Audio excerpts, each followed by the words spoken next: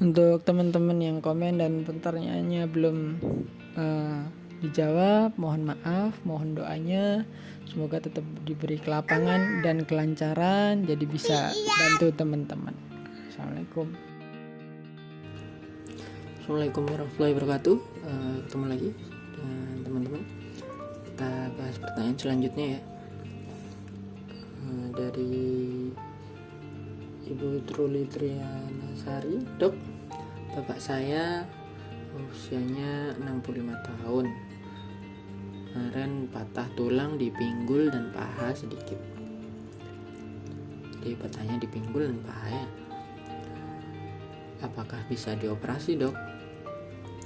Dengan pertimbangan usianya sudah 65 tahun lebih, punya sakit jantung, punya sakit diabetes udah 7 tahun. Apakah aman, Dok, untuk dioperasi dengan penyakit-penyakit seperti itu? Oke.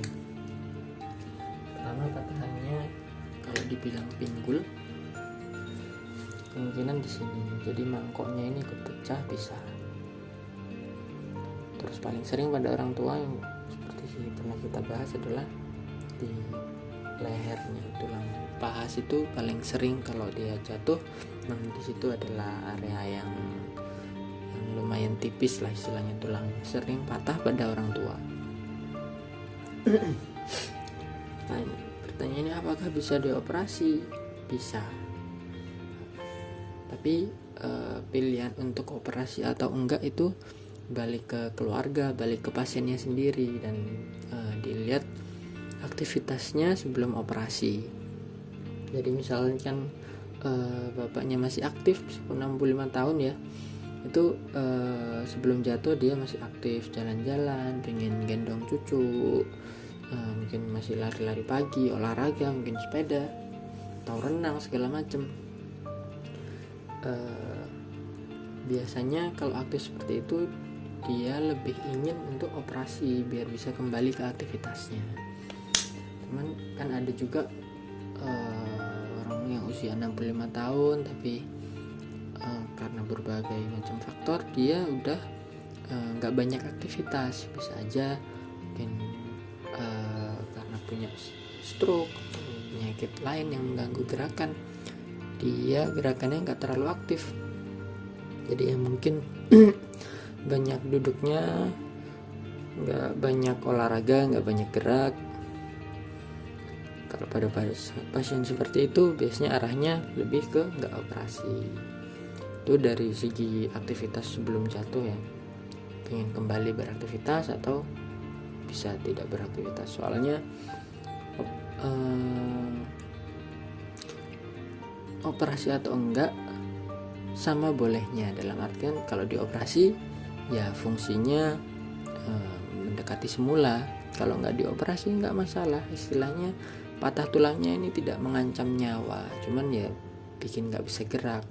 Jadi misalkan nggak operasi nggak apa-apa, tapi nggak bisa dipakai jalan kaki yang patah. Lama-lama mungkin 3 bulanan nyerinya udah hilang, tapi kalau dipakai numpu masih goyang karena patahnya nggak nyambung dan fungsinya nggak bisa seperti sedia kala. Jadi misalkan nggak dioperasi, ya konsekuensinya bapaknya jadi cuman duduk di kursi roda atau jalannya pakai krek terus menerus karena satu kakinya nggak bisa dipakai numpu. Seperti itu. Kalau dioperasi seperti kita sebutkan biasanya ya, ini ganti sendi.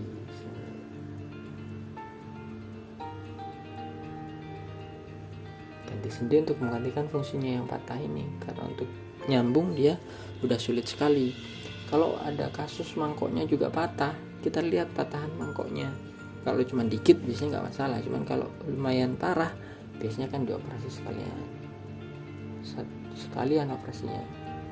Jadi ini mangkoknya juga diganti, istilahnya total pergantian, ganti sendi yang total istilahnya. Ada yang cuman diganti kepalanya, ada yang total sama mangkoknya. Lalu mengenai disebutkan ada sakit diabetes dan sakit jantung. Namanya penyakit diabetes, sakit jantung itu ada keparahannya ya yang bervariasi. Kalau kembali ke niatnya dari keluarga, dari pasien, pengennya operasi atau enggak. Bisa diusahakan. Diabetes itu istilahnya peningkatan gula darah. Sebenarnya asalkan rutin berobat, rutin kontrol, gula darahnya nggak pernah terlalu tinggi, dia secara kualitas hidup, secara penyakit yang lain nggak ada beda sama orang sehat, asal gula darahnya terkontrol.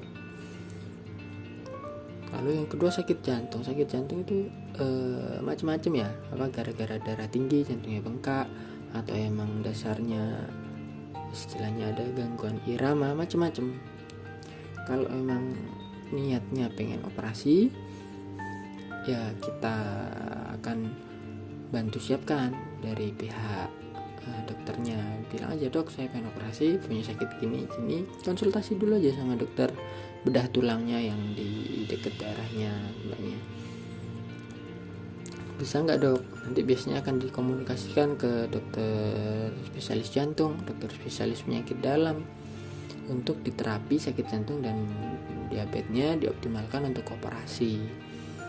Lalu nanti akan dikomunikasikan juga yang penting ke dokter biusnya, dokter anestesinya, nanti yang istilahnya memastikan proses pembiusannya aman dengan punya sakit diabetes dan sakit jantungnya.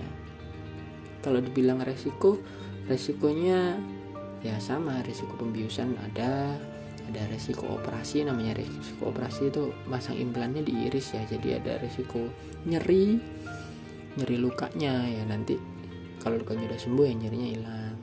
Resiko perdarahan saat operasi, namanya di iris berdarah, kita usahakan untuk dikontrol perdarahannya nggak banyak.